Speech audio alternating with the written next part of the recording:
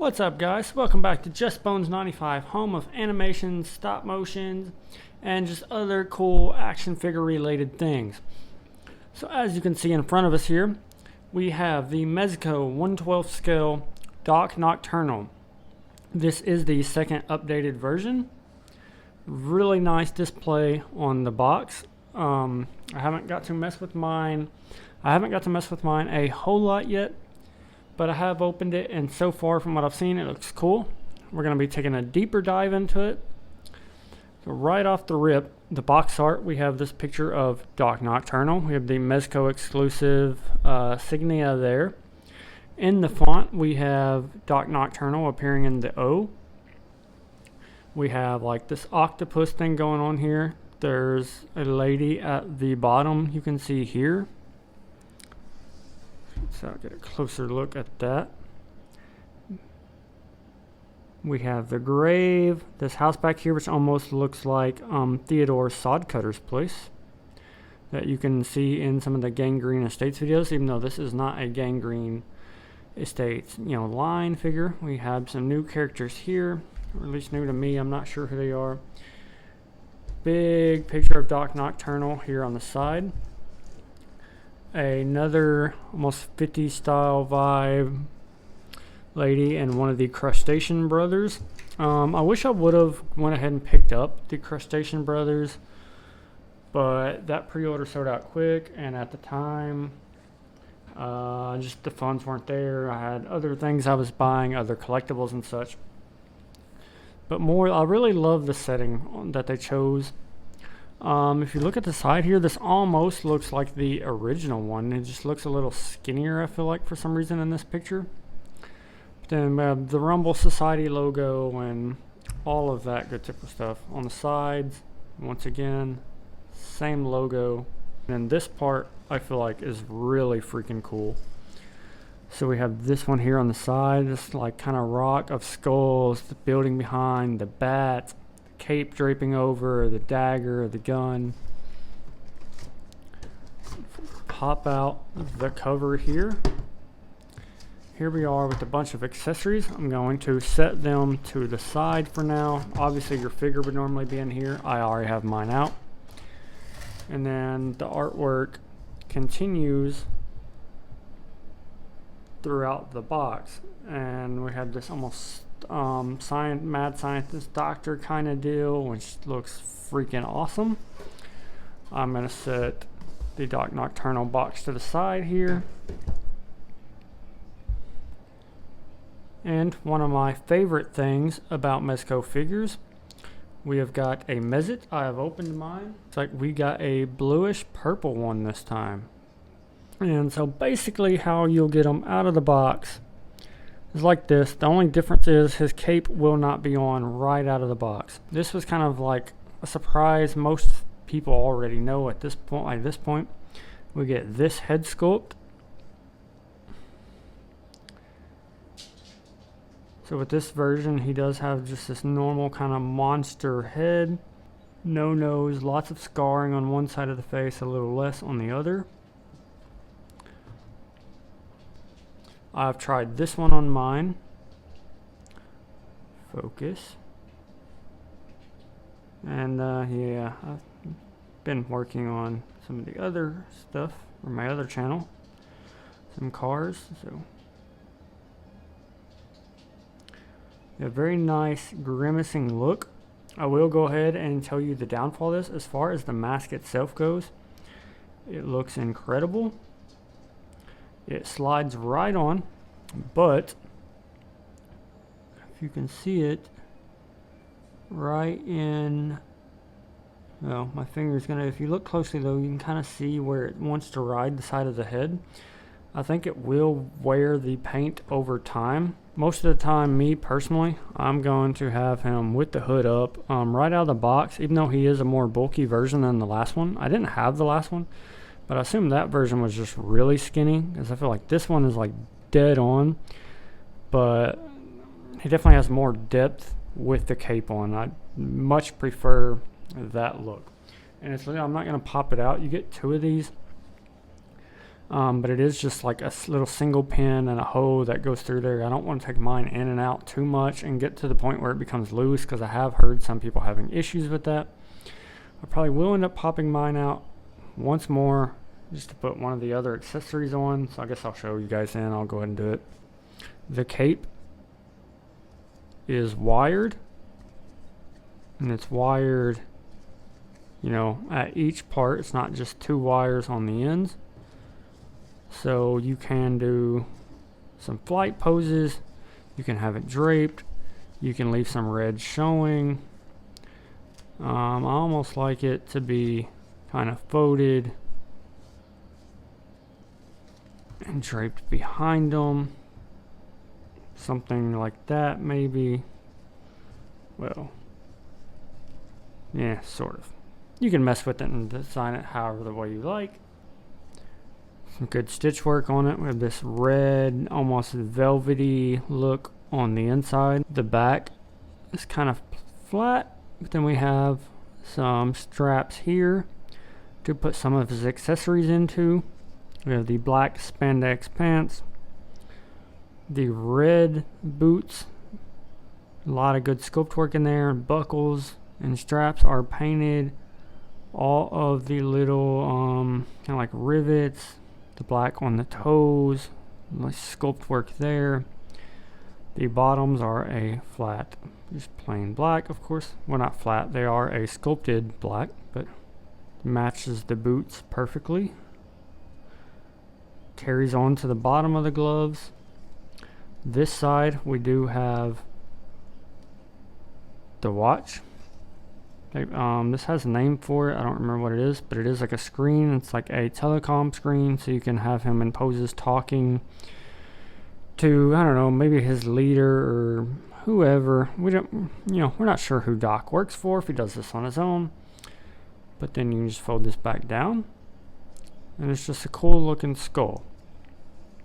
We have pouches along through here, pouch here. We have a peg to add another pouch. It's a very cool outfit. So as far as articulation goes, the spandex suit still allows him to get pretty good reach. The elbow bends are still dead on. It looks like we have a double jointed elbow there. Obviously you don't want a 360 with a cloth suit on, but let's see. Maybe a little bit of butterfly, I'm not sure. If so, it is kind of hindered. But, I mean, he can go pretty high.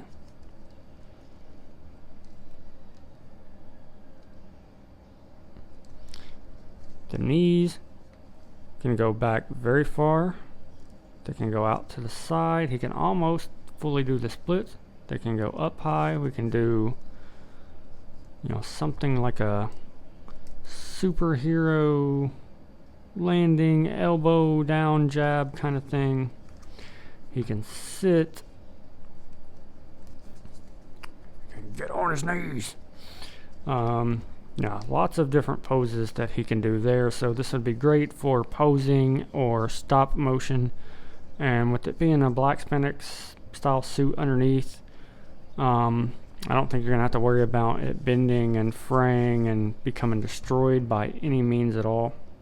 So it looks like we have some open palm hands, some slightly less palmed hands. We have these more flat hands like this. Trigger finger hands of 2 different styles, I'm assuming for both different guns. Some open but more relaxed, and then open fisted hands. So then we've already went over this skull. I'm going to grab out the other one so you can see the difference in the two. Paint apps, for one, they're definitely different colors. This one's a little smaller. I'm assuming it's going to be a bit tighter fit. And then the eyes. So I'm guessing technically both of these are meant to be masks that he would put on. Just different mask. And then we have this helmet. Now where the storyline goes on this, I don't know. I don't think it's meant to go over the masked heads, but you can put it over the unmasked head. So you have a hose here, and there is some instructions. There's like a little breather port. And I should probably look at the instructions. But basically you can undo one of these hoses, and you set the head in there, and then clamp it. So it snaps in pretty good, and there's that look for them. It's pretty cool. I don't know necessarily what the origin behind it is, but the plastic they chose, like the red for the eyes, and then just the detail with the gold and stuff, it looks sick.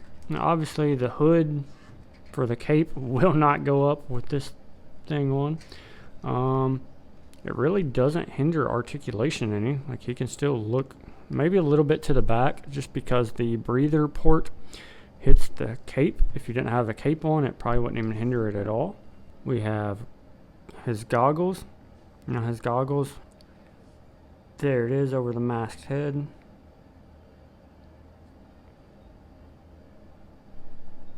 I'm not sure personally I'll pose him like that. To me that looks very unnatural and weird. Yeah, and we got some grenades and some pistols. Now, the pistols is the ones we really want to talk about here. We have this one. So we have this skull, the webbing that matches his boots, and the holsters here. Some nice silver paint application here. The barrels, or the barrel, has the black paint, so it looks like it is an actual hole. Very cool gun. We have the other one here, slightly different. They are side by side for comparison. Obviously much more narrow, almost like a laser style gun. More white. And this one, the red, same kind of web design with the little skull. Very nice piece. It's gonna be kind of hard to show you guys, but the grenades have some silver, some gunmetal color. Pretty basic, but still, they're nice. They'll work. They're just gonna be really tiny, and I feel like once you put them in his hand, I don't know if you'll see them that much. More for outfit add-on to slip in the little loops that I showed you guys earlier. This weapon, I don't know what they call this gun, but it is insane. So he would hold it, I'm assuming maybe like that. Yeah, you would put his arm through it, and then he can hold on to it there, and it has all these tubes, and it has the ammo coming. It's like a grenade launcher style gun, maybe with some, like, I don't know, some kind of serum, anti-poison stuff, maybe. And look, like, it's articulated, so you can unhook it and then have, the ammo running out of the side. Actually, it just comes out entirely. Then we can just wedge it back through there. Really love how the green looks. That is awesome. Ooh. We have some writing here on the side. I'm assuming he's supposed to hold it like this, with the tubes at the bottom, and then his arm goes through the top. I think I said it the other way around at first. It looks like it says X13 chemical rifle. It's got a serial number and then model number 1.0 written there on this little badge. I don't know if it'll ever focus enough for you guys to be able to see that. Yeah, there you guys go. And look at the detail of this. It's just really, really cool on that one. I like that one a lot. You want to kick it back to some old days. Maybe he had maybe a smaller job. Didn't need to bust out anything that crazy. So we have the Tommy gun, which folds up. Nice and compact.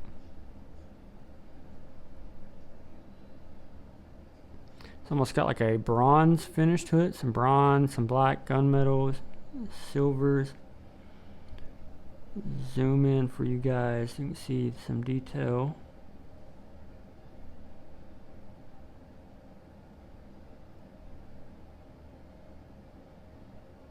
Really cool. To put it in the box, you'll want to turn the drum there again, and it pops right in. We have some different gadgets, some little like frag grenades, smoke bombs, a spare drum. We have a red rifle effect, and then the little grappling claw. This one here for starters. It's a nice pointed one. One that's a little less pointed, more blasty, like, you know, point of impact. We have this triple blast effect, which is like shooting, and it's got little silver bits at the end, very pointed, so it's like shooting 3 rounds at once there. Figure out how to get that back in the box. There it goes. This effect, it's like a very far range, like it's got some green around the bullet. Really cool effect. Really like that a lot. Will show up very good under certain lighting. This is for the grapple. You know, kind of like a little handle he would hold, and then it would shoot the grapple onto whatever he was trying to reach up to. So maybe he's like prehistoric Batman. And then in the bag here I put the spare insignia. We have a holster to go on his side. We have the harness. Let's just get the harness out real quick. So here's the harness. There is instructions on how to put this in. Basically it'll just clip in 2 places in his back and then 2 places at the front. A holster for the pistol, and I assume the same thing for the other side. Pretty cool. You always get some kind of cool stand. So you have the normal claw, and then the bottom there does not say Doc Nocturnal or anything on it. It just has, you know, his print, and it's a nice metal. It's got some blues down here, bluey green smoke effect, and a really nice metallic going through here.